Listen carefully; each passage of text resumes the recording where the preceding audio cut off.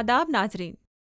जब मुसन्निफ V.S. नैपॉल ने लिखा कि भारत पुराना है और भारत जारी है, तो इससे मुराद इस मुल्क की सकाफती हालत से थी, जिसका इतलाक यहाँ के माहौल पर भी होता है।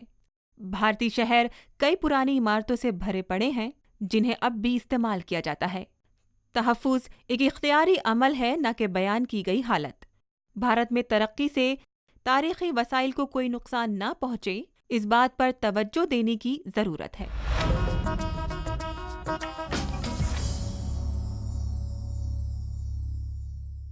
भारत को इस्लामी फ़न तामीर के हवाले से तमद्दुन और आर्ट में एक अजीम मिलीजुली मिरास मिली है। हालांकि शुमाली भारत का मुग़ल फ़न तामीर काफ़ी मशहूर है, लेकिन मुल्क के दूसरे हिस्सों में मौजूद बेशकीमती और दिलचस्प इस्लामी फ़न तामीर को इस कदर पज़िराई हासिल न हो सकी। भारत में दूसरे मुल्क के मुकाबले वस्ती दौर में इस्लामी फ़न तामीर के सबसे ज़्यादा नमूने पाए जाते हैं। ये एक ऐसी हकीकत है जिससे न सिर्फ भारत के लोग बल्कि दुनिया के दूसरे शहरी भी नावाकिफ़ हैं। भारत को अजीम फ़न तामीर के शाहकार विरसे में मिले हैं, जो जुनूब में केरला से, शुमाल में कश्मीर तक और मशरिक़ में त्रिपुरा से मग़रिब में गुजरात तक फैले हुए हैं।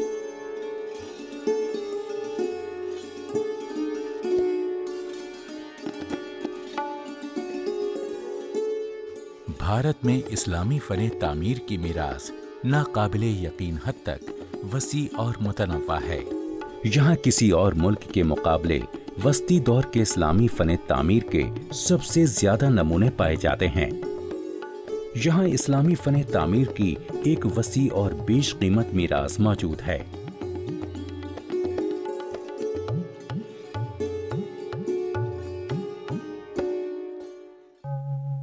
भारत ज़माने कदीम से ही एक मशहूर कौन सरजमीन रही है, जिसकी आबियारी हमदर्दी पर मबनी मुख्तलिफ फ़लसफ़ों ने की है। यहाँ पर भी फलती फूलती इस्लामी, ईसाई, पारसी और यहूदी आबादियां मौजूद हैं। हिंदू, बुद्ध, जैन और सिख इसी सरजमीन की पैदावार हैं। भारत को इस हवाले से तमद्दुन और आर्ट में एक अजीम मिली जुली मीरास हासिल है। हालांकि शुमाली भारत का मुग़ल फ़न तामीर काफी मशहूर है।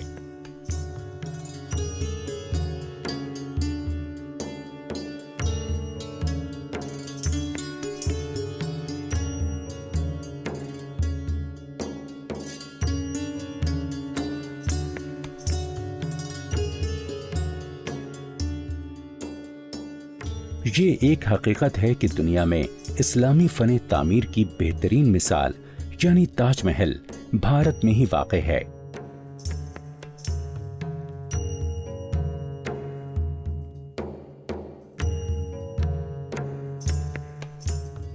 लेकिन इस सच्चाई से बहुत कम लोग वाकिफ होंगे कि दुनिया की कदीम तरीन मस्जिदों में से एक मस्जिद केरल में मौजूद है। असल में भारत को अजीम इस्लामी फ़न तामीर के शाहकार विरसे में मिले हैं, जो कि जुनूब में केरल से लेकर शुमाल में कश्मीर तक और मशरिक़ में त्रिपुरा से लेकर मग़रिब में गुजरात तक फैले हुए हैं।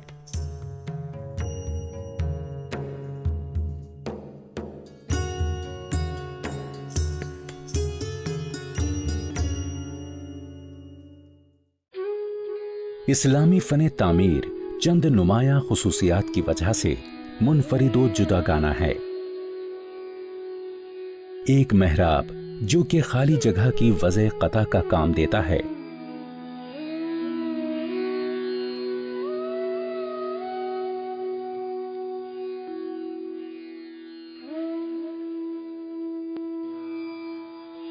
दूसरा गुंबद जो कि ऊपरी जगह का अहाता करता है। चूंकि गुंबद का फ़न तामीर महदूद और लामहदूद दोनों की तर्जुमानी करता है, इसलिए इसका एक अहम रोल है।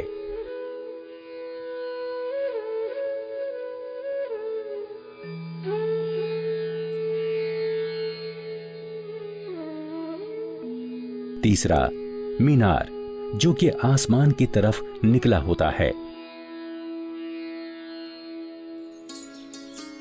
शुमाली भारत में तामीर की जाने वाली सबसे पहली मस्जिद कुव्वतुल इस्लाम है, जिसे 1193 में बनाया गया।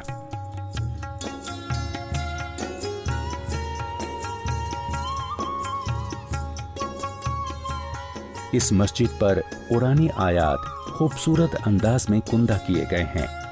कई वस्ती दौर के मुसन्निफों का कहना है कि ये हुरूफ इस खूबसूरती से कुंदा किए गए हैं जैसे कि ये मोम पर लिखे गए हों।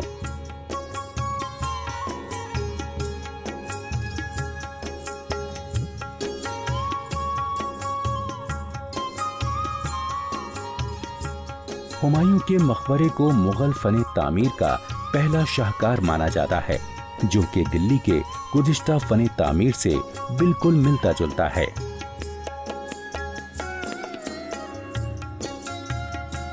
ये 14वीं और 15वीं सदी के लोधी और तुगलक फन तामीर के मुशाबा है।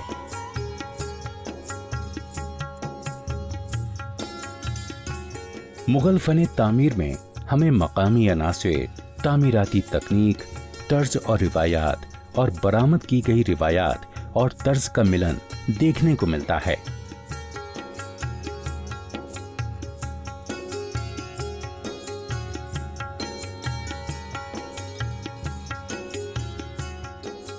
मुगल फन तामीर की खुसूसियत यह है कि पूरे मुगल दौर में इस मिलन को कभी हाथ से जाने नहीं दिया गया।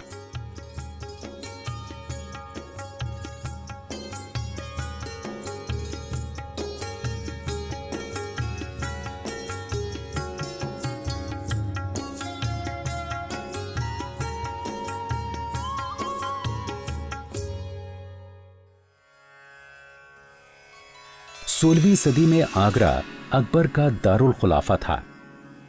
यहाँ का किला पूरे शुमाली हिंदुस्तान में सबसे मजबूत था, जिसकी तामीर का हुक्म अकबर ने 1565 ईस्वी में दिया था। इस किले में अकबर, जहांगीर और शाहजहां के महल थे।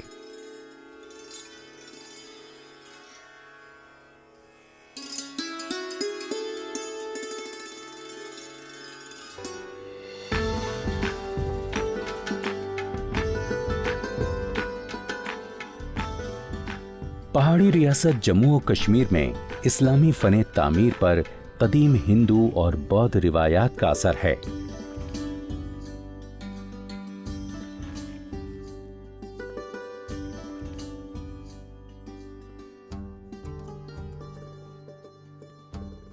कश्मीर की खानकाहों और मस्जिदों में लकड़ी का कसरत से इस्तेमाल किया गया है।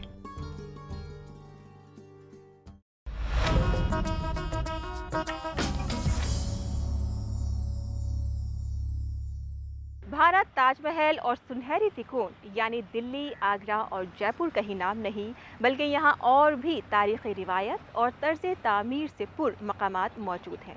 इस मुल्क की सकाफती मीरास के और भी कई दिलचस्प गोशे हैं।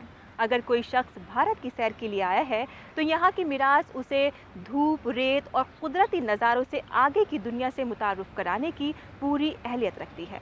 भारत रिवायती तर्ज इलाज यानी आयुर्वेदा की भी जन्मभूमि है। ये कदीमी तर्ज इलाज 6000 साल पुराना है। भारत रिवायती तर्ज इलाज आयुर्वेद की जन्मभूमि है। आयुर्वेद का जिक्र वेदों में मिलता है, जो कि हिकमत दानाई की 4 किताबें हैं। ये तर्ज इलाज किसी भी तरीक़ा इलाज से कदीम तर माना जाता है। 6000 साल पुराने और कदीम तर्ज इलाज आयुर्वेद की बुनियाद 5 अनासिर या 5 महाभूत पर मबनी है। ये 5 अनासिर हैं हवा, मिट्टी, पानी, आग और खला। आयुर्वेद इन्हीं 5 अनासिर की रोशनी में बीमारी या मरज का मुताला करता है और फिर इलाज तजवीज़ करता है। इसमें जड़ी बूटियों और पौधों से इलाज किया जाता है।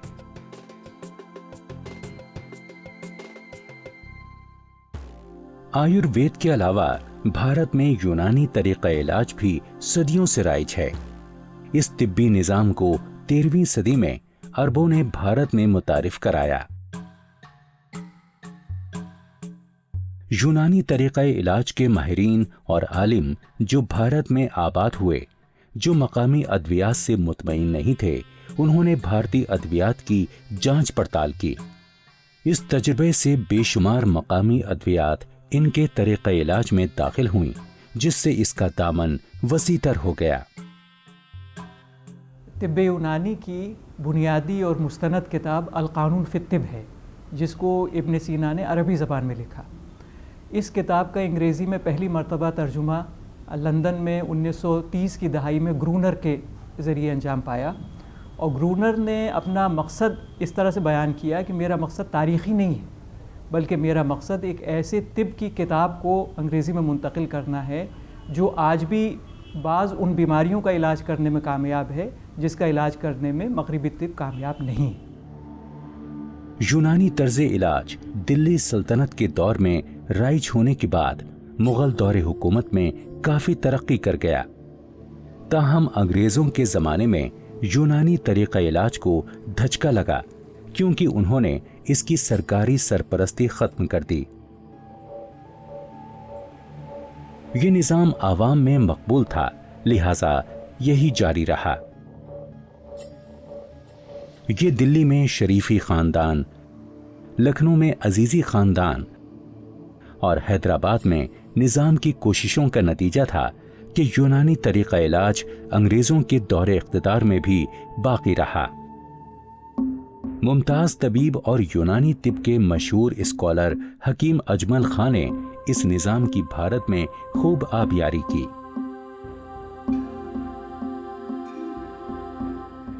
इस वक्त यूनानी तर्ज़ इलाज की तरवीज के लिए अलीगढ़ और दिल्ली के अलावा मुल्क के कई इलाकों में काफी काम हो रहा है।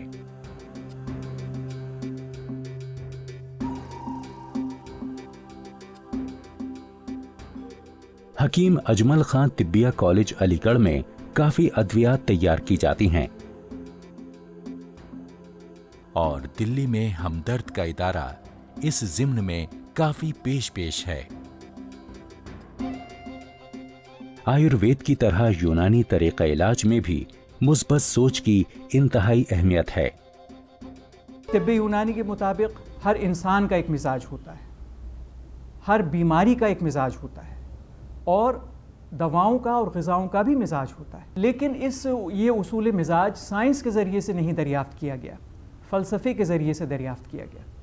चुनाचे आज भी तिब्बे यूनानी का जो तबीब होता है वो पहले मरज़ का मिजाज तशख़ीस करता है, डायग्नोस करता है, फिर वो ऐसी अद्विया को तजवीज़ करता है जो कि उस मरज़ के मिजाज का ज़िद मिजाज रखती। बीमारी को जिस्मानी और मिजाजी मामलात से करीबी रिश्ता बताया जाता है। इसके अलावा दिल और दिमाग का भी सेहत से ताल्लुक़ माना जाता है। बीमारी से मुबर्रा होना काफ़ी नहीं है, इलाज से ज्यादा परहेज पर जोर देने की वजह से यूनानी तिब 6 अहम अनासिर पर मरकूज करने पर तवज्जो देता है ताकि इंसान बीमारियों से पाक रहे। इन अनासिर में हवा, ग़िज़ा और पानी, जिस्मानी सरगर्मियां और आराम, ज़हनी सरगर्मी और आसूदगी, नींद के आदात शामिल हैं।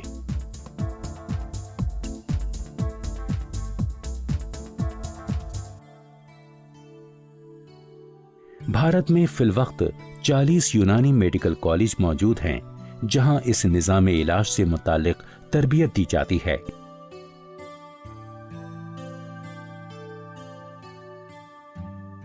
यूं तो मुल्क ने अपनी तहजीबी मीरास को कायम रखने के लिए अपनी सी कोशिशें करने में कोई कसर उठा नहीं रखी है।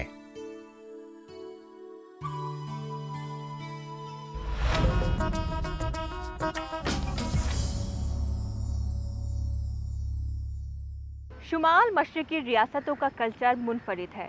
रंगारंग तहजीब व सकाफ़त और अमन व आशती के साथ रहन सहन सिक्किम रियासत में आबाद लेप्चास कबीले की चंद ऐसी खसूसियात निशाने राह हैं। ज़माने क़दीम से ही सिक्किम और आसपास के इलाके इन अमन पसंद लेप्चास की सरजमीन रहा है, जो पुराना कबायली कल्चर महफूज बनाए हुए हैं। मशरक़ी हिमालयाई पहाड़ी चोटियां, बैनुल अक़वामी शोहरत याफ्ता हयातियाती इलाका, ये कोहिस्तानी सिलसिला आलमी सतह पर मशहूर बहुत सारी नादिर व नायाब नबातात और जमादात का घर है।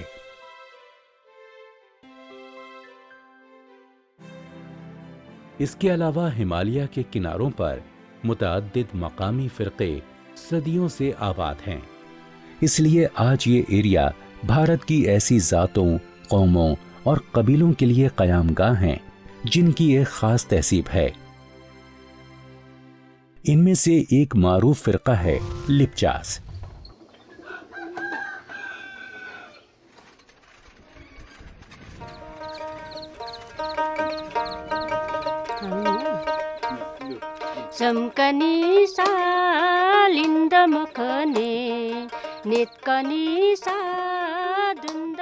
माना जाता है कि सदियों पुरानी रिवायात के हामिल ये लोग इस कोहिस्तानी सिलसिले के असली बाशिंदे हैं।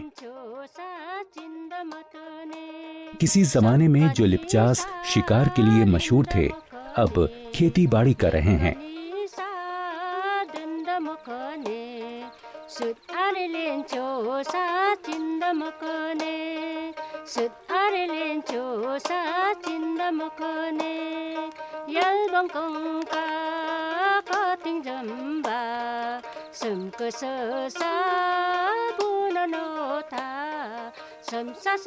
भारत में मुकीम बाकी ऐसे कबीलों की तरह लिप्चास की बूदोबाश भी कुदरती और हयातियाती ज़राए से ही होती है। इनकी समाजी, तहसीबी, इक़्तिसादी, रूहानी और रिवायती धारों का बहाव इर्द गिर्द माहौलियाती मंजरनामे का मरहूने मिन्नत है।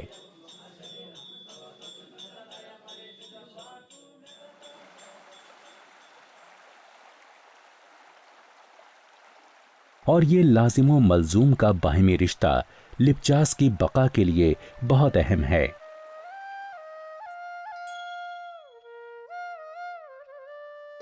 सदियों से इन्होंने कुदरती माहौलियाती ज़राए के इस्तेमाल और इनके बारे में इल्म आगही पुश्त दर पुश्त हासिल की है, जो इनका अनमोल सरमाया है। मशरक़ी हिमालयाई हिस्सों के कलिम्पोंग और सिक्किम इलाकों में बसने वाले इन फ़िरक़ों ने चावल की गैर मामूली हद तक कदरदानी की है। कोई भी तकरीब, मेला या रिवायती इज्तिमा चावल के बगैर नामुकम्मल है। कहा जाता है कि माहौलियाती एतबार से मालामाल इस खित्ते में चावल की तकरीबन 600 इक़साम उगाई जाती हैं।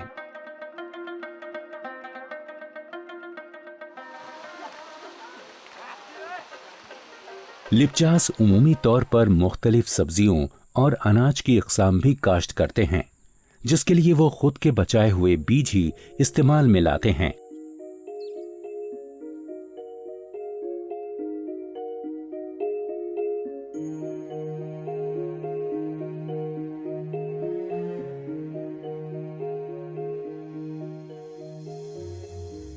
और मकामी रिवायात के मुताबिक ये बीज किसान एक दूसरे के साथ तब्दील करते हैं।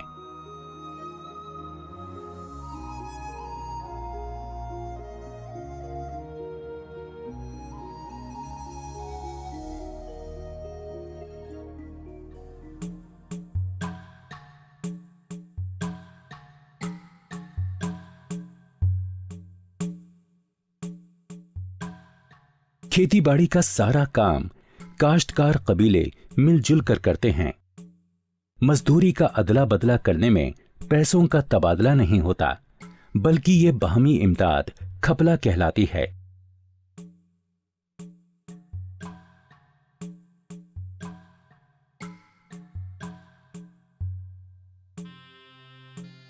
खेतों, पानी, जमीन और ज़राअत से मुतालिक मसाइल को अपने ही समाज में हल किया जाता है।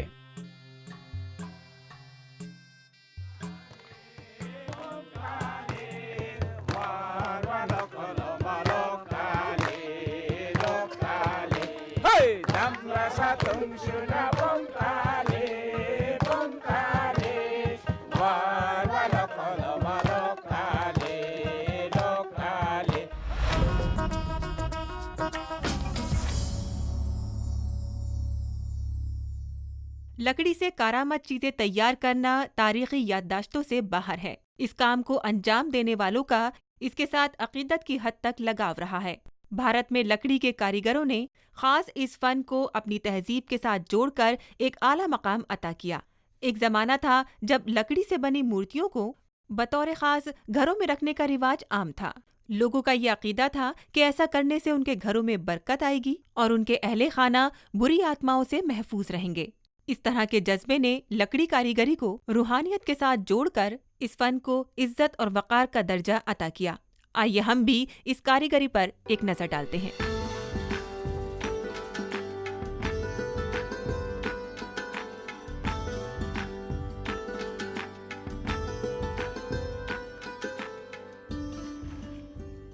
लकड़ी कारीगरी में भारत के पास रिवायती और मिरासी तारीख है।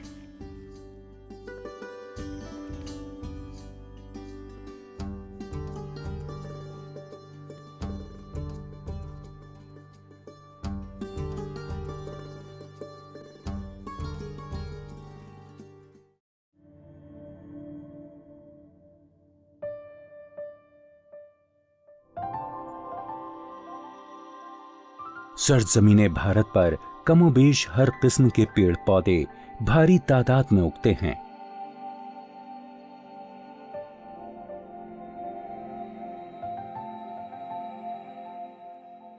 अखरोट की लकड़ी को खास जेवरात बनाने के काम में इस्तेमाल किया जाता रहा है, जबकि चंदन की लकड़ी को घरों में सजाने वाली चीजों के तैयार करने में इस्तेमाल किया जाता है, ताकि कमरों में इस लकड़ी की कुदरती महक से माहौल को तरोताजा रखा जा सके।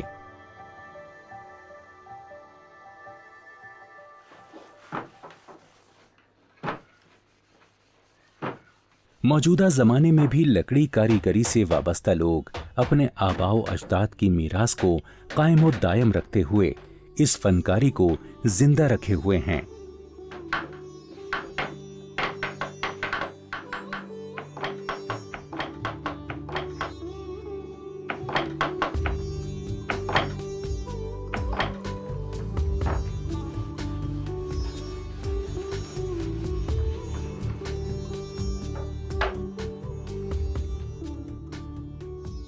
इस तरह की कारीगरी को अक्सर दरवाजों, बालकनियों, पलंग वगैरह पर आजमाया जाता है।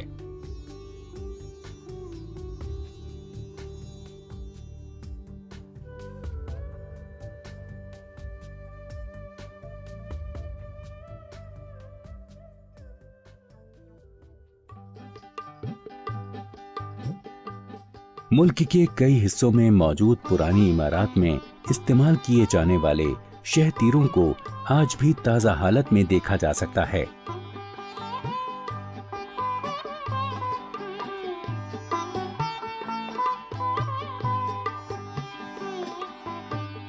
हालांकि इन्हें लगाए सदियां गुजर गई हैं, मगर भारी बोझ को सहारा देने के बावजूद ये अपनी असल हालत में दिखाई दे रहे हैं। इन जैसी चीजों के असल हालत में मौजूद होने के पीछे लकड़ी कारीगरों का साइंसी मिजाज कार फरमा है।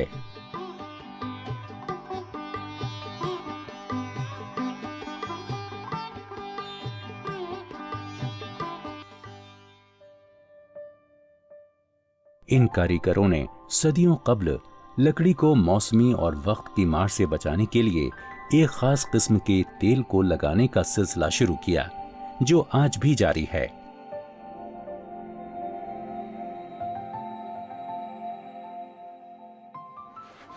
लकड़ी कारीगरी के जरिए अकीदे को नई नस्ल तक मुंतकिल करने के काम में इस्तेमाल किया गया है।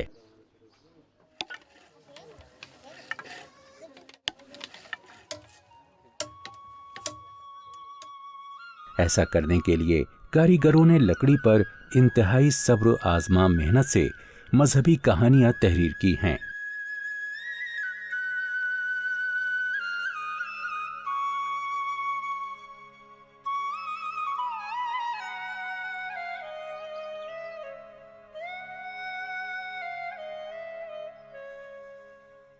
ये दस्तकारियाँ और ये लोग हमारी तहजीबी और सकाफती मिरास का अहम हिस्सा हैं।